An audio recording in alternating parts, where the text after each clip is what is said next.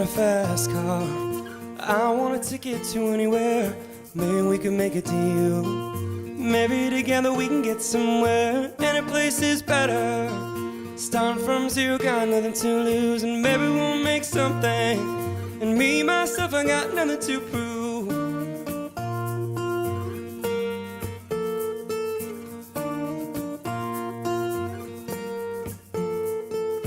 You got a fast car. I got a plan to get us out of here. Been working at the convenience store. Managed to save just a little bit of money. We won't have to drive too far. Just cross the border and into the city. You and I can both get jobs. Finally see what it means to be living.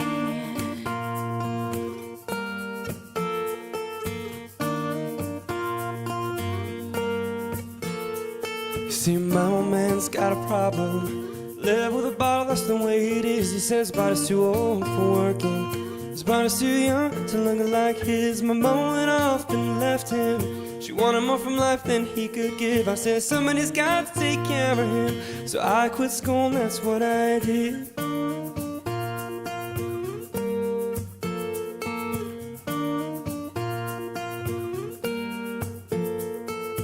You got a fast car. Is it fast enough that we could fly away? We gotta make a decision. Leave tonight or live and die this way.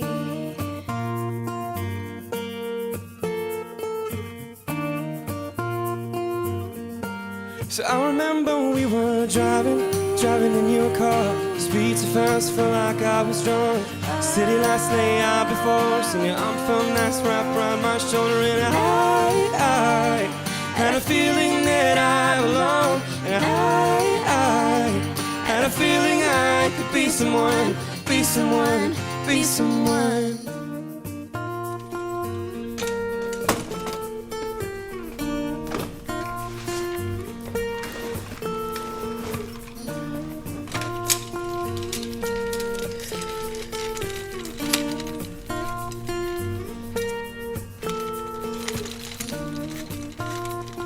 Oh, hi. I'm Robin Hoffman. I'm a public artist here in Charlottesville. And some people might ask, what's a public artist? Well, a public artist is someone who usually does some kind of effort in the public. And there are some artists in this century who actually passed away recently that I want to talk about a little bit. And one of them is Elizabeth Catlett. And she was born in 1915. She just died this year at 96. And she was in highlight also this year in February for children to learn how to do sculpture. And she made actually an article there at 96. Still very progressive, very political, very intelligent person from New York. And I knew Elizabeth a little bit from family members. She was actually a family member of my family. So anyway, also Elizabeth Murray, a wonderful sculptor, printer, also from New York, but not really from New York actually. She came from Chicago. But she was in the Whitney in New York and also in the MoMA. And I bring these two wonderful artists to your attention because their work was about public art. Public art is something where an artist such as everybody knows probably Picasso's Guernica, where Picasso was so upset about the annihilation, what happened in Spain, that he made this mural that took up a whole wall and then some, and became sort of a symbol for art and politics, and how it's so important for us to sometimes see something symbolic or something expressionistic or something realistic, and then be able to identify with those images as part of something that we're thinking about. It helps us focus. So today, I'm going to be here in the Amtrak station. And I think that this is so important for our history and our legacy in Charlottesville. This is a central point of focus. And so I really believe that somehow with all these attention to Charlottesville and who are the entrepreneurs and how we have expectations of certain businesses coming to the fore and stuff like that, one of the things is probably the most essential is how are we going to get everybody back and forth? You know, we probably have to support. Oh my goodness, look who's here, Miss Amtrak herself. Oh, the train lady. Can you introduce yourself to the audience, please? I'm Meredith Richards. The train lady, what can I say?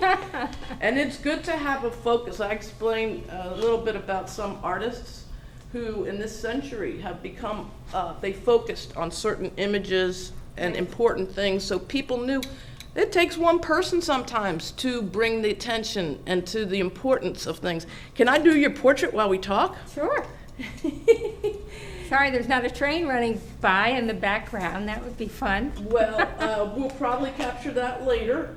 In a few minutes, though, I would like sort of to just get some of the historical reasons what you're doing in Charlottesville. That's so important. And appreciate so much that you're that person and that central person that we can focus on. Is it the train lady or the Amtrak lady? The train lady. Okay. That's more generally what people call me, but our service, our new service that we work very hard to bring to this area is an Amtrak service. It's actually paid for by the state of Virginia. It's a state-supported train. Oh. So it was the first train that Virginia ever signed a contract with Amtrak to bring to Virginia as a regional service, and that the state guaranteed to pay the operating costs for. Is that since 1853 or something? When was that? What? Like how long ago are we talking about? Oh no, this just happened. Oh. This just happened it started in 2009, October of 2009. Its first run was the 1st of October 2009. So it's actually very recent. I mean, we've had rail service in Charlottesville for well over 100 years, but you know, after the interstate highways were built, rail service, passenger rail service really fell in disfavor, and people were embracing the highways and buying their high-powered cars, and they abandoned the railroads fairly quickly. And the passenger railroads were failing at that point. Mostly it was the freight railroads who also ran passenger service that were still running the passenger trains. And they were all divesting themselves of passenger trains because they were losing money. And in 1971, the national government basically took over passenger rail service and formed Amtrak, which is a corporation, but it is federally supported, as well as supported by revenues from the train tickets. But I'm wearing a badge today that says tracks are back. And this goes back to the 70s when Amtrak, shortly after Amtrak was formed. And I think it was a little optimistic for them then to say tracks are back, because if anything, our rail service continued to decline for many years, for decades. And it's only in the last decade that it's really picked up again, and people are rediscovering riding the rails to get where they're going. And last year, Amtrak had over 30 million passengers. So, and we had a record year right here in Charlottesville, right here in Virginia as well. So we really are saying tracks are back. Okay, now, this is so important. First of all, how did you decide to be the Amtrak lady? How did I come to be the... Yeah. You know, I used to ride trains as a kid. And also rode trains back and forth to college. I didn't have the money to fly to college, and I grew up in Houston, and I went to college in Colorado. And so I really relied on the trains to get me back and forth. I bought a big Sears steamer trunk, a leather steamer trunk, right out of the Sears catalog, and I would take it to school with me on the train in the fall and bring it home for the summer, and take the train home for Christmas vacation. So it was a time in my life when I really fell in love with the trains. And then I was on the Charlottesville City Council for 8 years, and during that time I actually heard from a lot of citizens who asked me why we didn't have better rail service. They would complain because they would call up Amtrak and try to get a reservation and discover that the only service that we had here were a couple of long-distance trains, the Crescent, which comes from New Orleans, comes through Charlottesville to New York, and the Cardinal, which is only 3 days a week and comes from Chicago and goes to New York through Charlottesville. But people were having trouble getting on these trains. Amtrak's reservation service blocked off just a few seats for Charlottesville passengers, and they were never on time. Now, these services have both improved, but I realized that we had a potential market here for passenger rail in Charlottesville that actually wasn't being served, that we were an underserved rail market. So we formed a group. After I left City Council, I formed a group called CvilleRail. It's a nonprofit, 501c3 nonprofit. And we began to organize. We actually organized the whole US 29 corridor, from Danville right on up to Alexandria. And we realized that we were on a corridor, and if we were going to get better rail service, we had to represent the interest from south to north on Virginia US 29 corridor. Of course, the tracks run roughly parallel to the highway. Well, just a second, because I'm doing your caricature. I know. And it's sometimes I just need to know a little bit more about your nuances. Okay. So if you have any spare time, what do you love to do? I love to cook. Whoa. I cook a lot. I cook every day. Good dinner, and sometimes whip up a good lunch too. But for the most part, I cook dinner for myself and my husband, our friends, and we have a good time over food. We enjoy that a lot. I love cooking with local ingredients. And it just sort of comes naturally to me. I really enjoy it. Now, for me personally, I also grew up with trains. I'm a New Yorker, so my main source of transportation had always been the subway and trains getting to and from New York. And so I love trains because you sit on a train, you get to talk with other people or not, and just be sort of very in touch with where you're going. Right. It's like when you're home and you're watching TV or whatever you do, and you kind of like are not paying attention to what you're doing. You just do it automatically. But when you're in a train, all of a sudden, your eyes open up and you're like, you see the world for the first time. It's like everything is beautiful. So now, while we are in the Amtrak, there is some historical relevance to why this is located here. Something about, this was still a possessed country in England, and Charlottesville was named, after the King George's wife, Charlotte or something. And so, but anyway, we came to this point in a historical time, I guess, where you're trying to preserve something that is very necessary, and also it's very pertinent to our modern world in the sense that railroad is sustainable. That's right. And in that, first of all, it's affordable in the sense that you can go everywhere, on a train, and save money on gas and stuff like that. It's true, and on parking when And you parking. get there. Right. So, and how does that work exactly? Do you have any idea about sustainability and like how the trains work so they don't pollute the air so much and stuff like that? They are the least polluting of our surface transportation modalities. So, except bicycles, but certainly less so than automobiles, and they consume less energy in terms of BTUs per passenger mile than rubber wheel vehicles. So now I will say that long-range buses, long-distance buses have really come a long way now, and they're also very low-polluting, very green form of transportation. But trains are I think your greenest form, and they also are such a good modality for conserving energy because they use far less fuel per passenger mile than rubber wheel vehicles do. And it's definitely a sustainable form of transportation, and the locomotives keep improving so that they pollute less and less.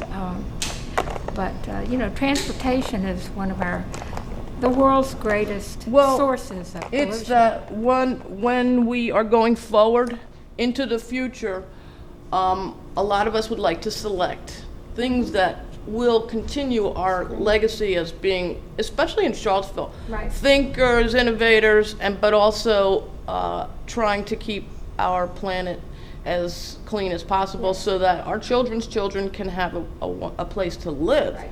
And so we're always looking for that, I think, in Charlottesville. As long as I've been here, I've met people who are fantastic. Now, I have some work to do here.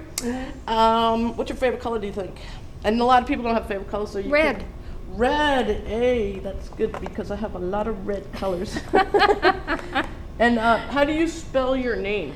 MERE MERE. DITH. I knew that, but sometimes I just make sure. And also, Freight train back there. aha, we hear the beautiful sounds of the trains coming through, which for me is also, it reminds me that I'm going to be somewhere, and whoever I'm going, is probably going to be something where I'm going to be able to participate in, really the beauty of that area, as opposed to sort of sitting in front of my TV set and watching it on TV.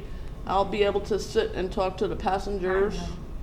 And not. you can go to the cafe car when you want a cup of coffee, or on the way home, a nice glass of wine or a beer or a sandwich, or, breakfast roll, and you can get up and move around. The trains have got ample restrooms. Our new Northeast Regional train starts an hour down the road every morning in Lynchburg. And so when it reaches Charlottesville, it's nearly empty, it's clean, it's got a fresh crew. The train's been cleaned overnight, the crew has had a good night's sleep, and everything is ready to roll and give you a good experience during the day. And it's very reliable. It's got a tremendously high record of reliability in terms of being on time and arriving on time. Better than any traffic situation in a car. Our most plane service these days, to be honest with you. It's true. And then you don't, feel as though you can't relax once you sit down because there's so much room. There's a lot of leg room, a lot of room in the seat. You can go to the dining car, put your laptop up. This train, the Northeast Regional service that started last October, has Wi-Fi service on board, and so you can. A lot of people use it because they can work on the way to their appointments wherever they're going. They can get some work done and have productive time. And I hear that from a lot of people. It's sort of like the most stable place for me. For instance, I've done a lot of drawings on the subway, which a lot of times is not as, the tracks are not made as stable, or they sort of have a lot of glitches in the way where, all of a sudden you're stopping or whatever. But with Amtrak, pretty much I can draw without my lines going all like crazy. Interesting. But I imagine the same with the internet, in that, once you've started to write or read or whatever you do, you don't feel as though all of a sudden, the train is going to stop and start and bump or whatever. Well, and it doesn't have quite the same dynamics that trains once did, where they're stopping and starting rather dramatically, that you really feel it. You really don't feel it when it starts up or when it stops. It's a very gentle kind of ride experience. Getting back to your wonderful contribution here, looking forward, how do you perceive that, if you don't mind telling us, how do you perceive, you're going to be able to continue making the awareness and so forth and so on? How does that seem to work for you? Like, what's the process, or how are you proceeding in terms of being able to be the Amtrak lady? We are having one of the best services in the country in terms of its growth right now. The new Northeast Regional Service that has come to our corridor is the second most fastest growing service in the country right now. And in terms of revenue, that is basically the income it earns from tickets. It's also the second fastest growing and one of the most profitable trains in the country. So we are not, as an organization, necessarily involved in marketing the service, but we do want the public to know about it. It's really convenient for people here in Charlottesville or anywhere up and down the corridor because it's only a 2-hour and 26-minute ride to Washington, which beats any drive time you have. And it's affordable, as you've pointed out. It's sustainable, and it gets people to Washington and New York City and Boston with less hassle and less expense in driving. Is there a possibility, for instance, that, and this has been my dream, I used to live in the county, but now I live in the city.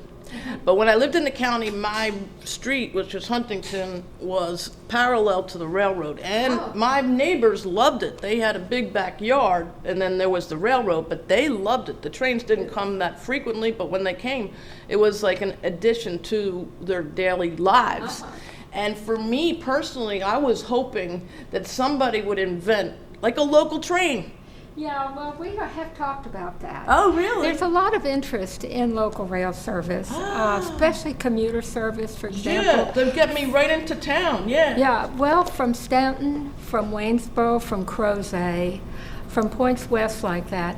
And I think someday it may actually happen. I wouldn't look to it any time in the near future, but I think there are a lot of people who live there, west of the city in particular, and drive in every day for work. And of course, we'd love to see a platform north of the city too, around the Inchik location, the National Ground Intelligence Center.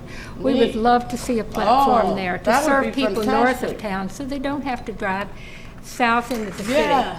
And we are working on that. Oh, yeah. But these things take a lot of time. You have to engage a lot of people and a lot of leaders, and you have to find the money to do these things. I know, that's why we need you. So this is you. Oh, that's fun. Thank you. Oh, thank you. Love that. So thank you for being the Amtrak lady. Oh, Robin. And thank you. That's we fun. are going to now, probably for the rest of the remainder of the time, we're going to show the highlights that you wanted of the Amtrak station. Oh, good. Is there anything that you want to tell the audience before you leave? Any messages? I want to recommend that people take the train and just leave the car at home next time they're going to Washington or Baltimore or New York or Boston, Philadelphia, points in between Washington and Boston, because this is a new daily train service that began several years ago, and people are loving it. They're flocking to it. Tracks are definitely back. It's such a great way to get where you're going. And thank you so much, Meredith, for doing this. You were the best. Keep riding the train, Robin. Down at the station, early in the morning, see the little puffer bellies all in a row. Some folks go to work and others take vacations. One took Melinda to California.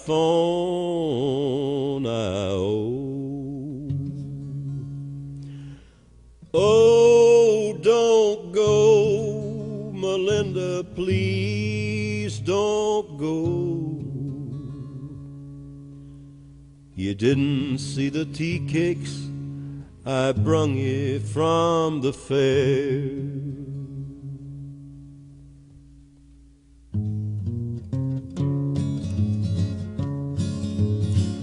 I've been working on the railroad all the livelong day. I've been working on the railroad just to pass the time away.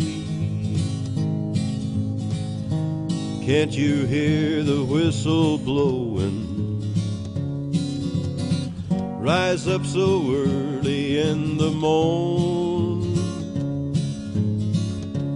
Can't you hear the captain shouting? Dinah, blow your horn. Oh, Dinah, won't you blow? Dinah, won't you blow? Dinah, won't you blow your horn? Dinah, won't you blow?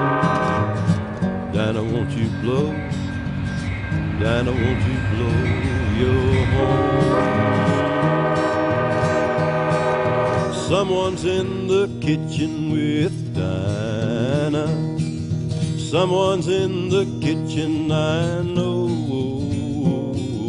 Someone's in the kitchen with Dinah, strumming on that old banjo and singing fee-fi fiddly-I-O, fee-fi fiddly-I-O,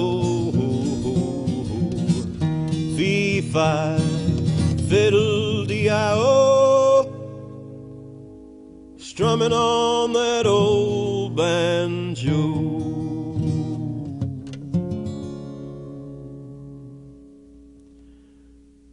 Some go to work and others on vacation. One of them took Melinda to California.